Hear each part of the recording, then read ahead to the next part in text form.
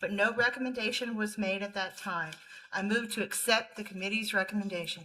All right, so we have a motion by Ms. Meyer, second by Second. Mr. McKnight. Any discussion on that? Yeah, Have we the- checked it with the municipalities? Yeah, that's what I was gonna say. We talked about it, or somebody mentioned it. Yeah. Steve did. To see if anybody needed one of them, you know. No, Yeah, not yet. Yeah, I'd like to see us offer Okay. that before, why not? No, not us. I'm talking about No, Town of Welsh. Wayne the town of Welsh or town of Lake Arthur, the those. Elton's. that kind of Elton, stuff. yeah, so just on any of that, whether it be the boom mowers or the backhoes, I mean, let them make the call if it's something they want to Bid on. purchase rather than, So if there's a piece of equipment that they want, we won't bring it to auction. We'll bring it back and we'll get with Lance on how we would get it. say that again, sorry. If one of the municipalities happens to want one of the tractors, we'll keep it from going to auction and we'll bring it back before the jury. I'm sure we have to do something to Yeah, either 'cause- sell it or. Yeah, we've done one to the town of Lake Arthur not too long ago, so. So when did we estimate it's going to the auction? When's the next auction? They're online, so they're for so many days, so that there's not like A set time that Set we have to time, get them there. Okay. All right, so we have time to pass it around. Okay. Any other further discussion on that? All right. So there was nothing there. Did y'all All vote in on favor? that? Uh, Any Aye. opposed? What's that been? I want to make sure a vote was done. Okay.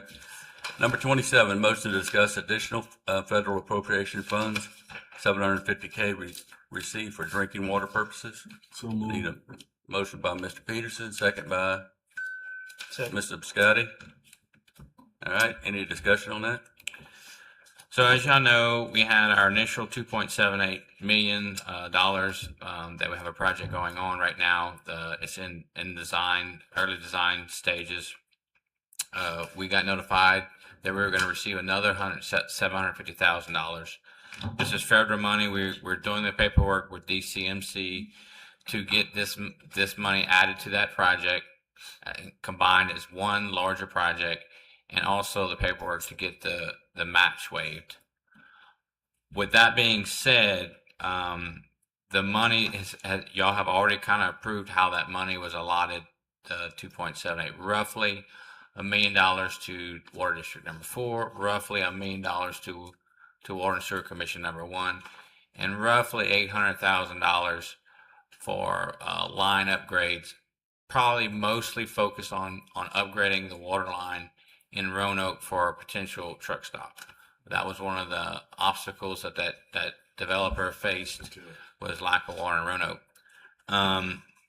So the question becomes, and the answer's kind of needed soon, what to do with this other $750,000? How is it going to be proportioned? It looks like from preliminary information, there's a 6-inch line north of the interstate in Roanoke, roughly around 3 miles. And then there's a 6-inch line south of interstate, roughly like 1 point something miles. So that money could be focused in the Roanoke, trying to get water to the north side, a 6-inch all the way on the north side, 6-inch water on the south side. Also have T.O. Allen site, which is poorly underserved infrastructure-wise. Ultimately, if something is built in T.O. Allen, a water line would need to be upsized to that site. That site's a very large site along Highway 90. The western side, most of the entire site is served by Central. A very small portion on the eastern side is served by Water and Sewer Commission number 1.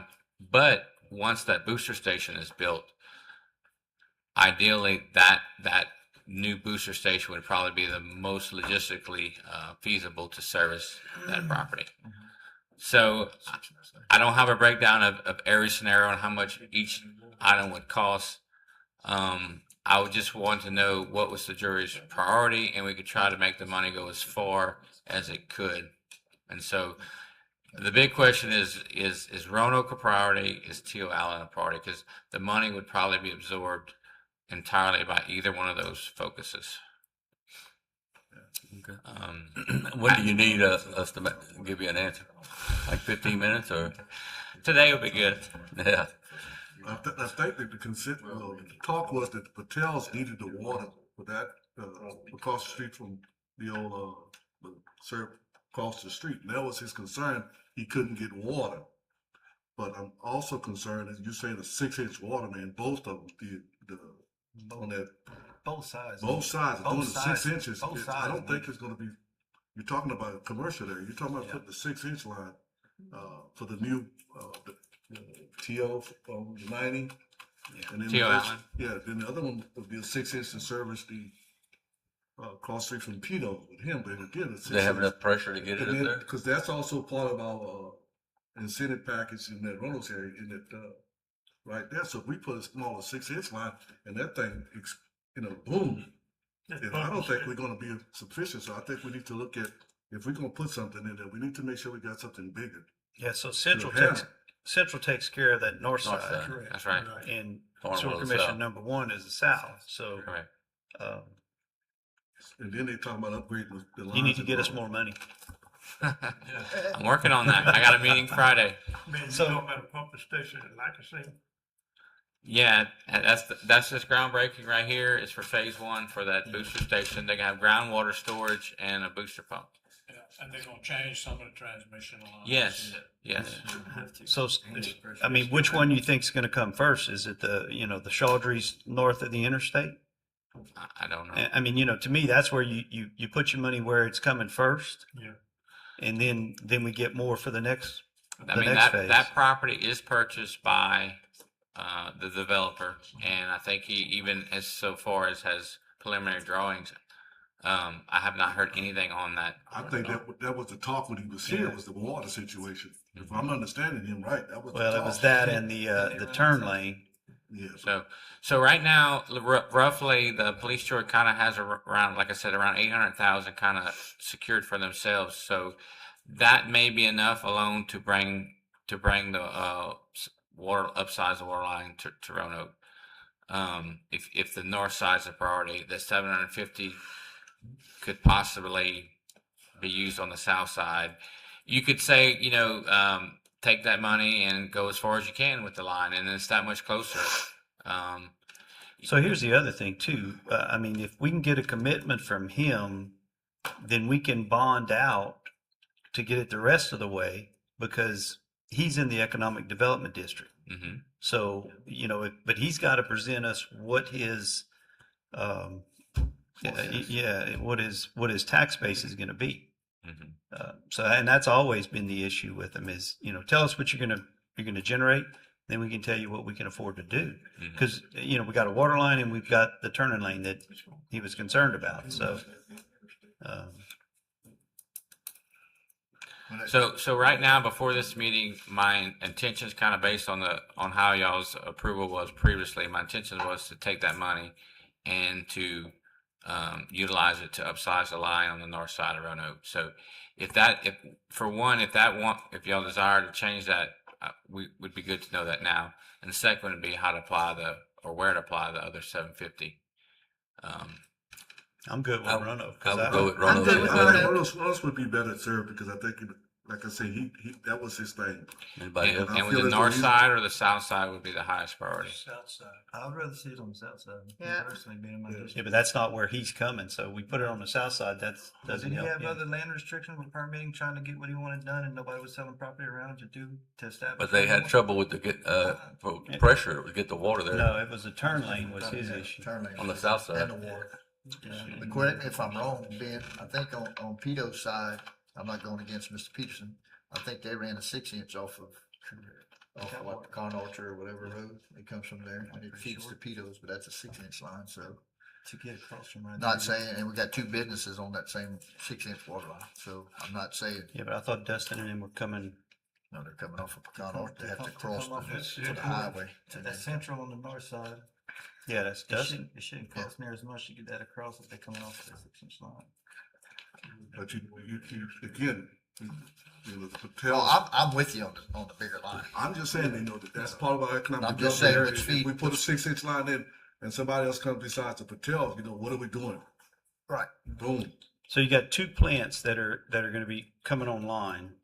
Because I don't think Central's second plant is up and running yet, or is it? No. So that's going to alleviate some of their issues with pressure because they're pushing so much towards west. Fenton. Might be wrong, cause that one, that RV park on the interstate by Maxine, they just hooked up to it. Okay. Rapid So, Hip. so they might be up and running, but that's going to free up some of their capacity coming back to Roanoke. So, on the north side. But Central has both sides of the highway on Yeah, on 395. three, yeah, whatever that is. Yeah, they service both those. It's not District 4 and Central split. That's all one water district. Yeah. So you got to figure out where that water source is coming from for Peto's.